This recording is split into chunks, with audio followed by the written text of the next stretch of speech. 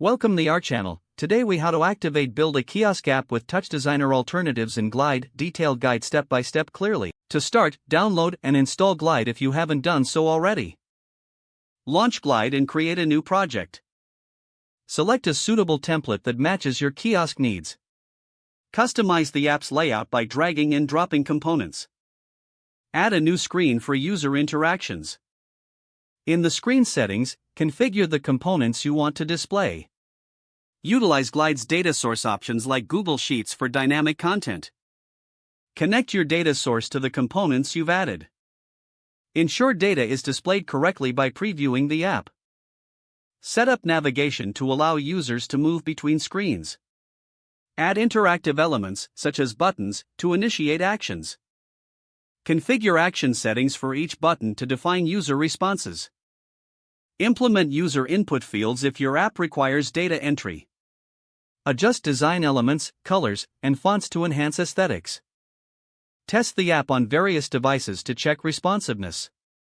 Make necessary adjustments based on testing feedback. Once satisfied, publish your app within Glide. Share the generated link for kiosk deployment. Consider offline options if consistent internet access is a concern. Review user experience features, like touch gestures, for enhanced interaction. Finally, monitor user engagement and make iterative improvements as needed. If the page does not load, refresh the browser or try again in a private or incognito window. Make sure you are using the correct email address, then retype it carefully to avoid small typos.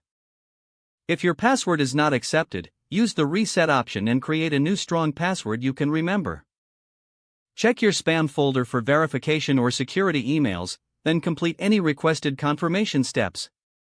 Enable two-factor authentication if available to improve account security and reduce unauthorized access risk. After signing in, review your profile details so your contact information and settings are accurate and current. If you see an error message, note it down and try again after restarting your device and internet connection. Don't forget to like this video and subscribe to our channel for more step-by-step tech guides.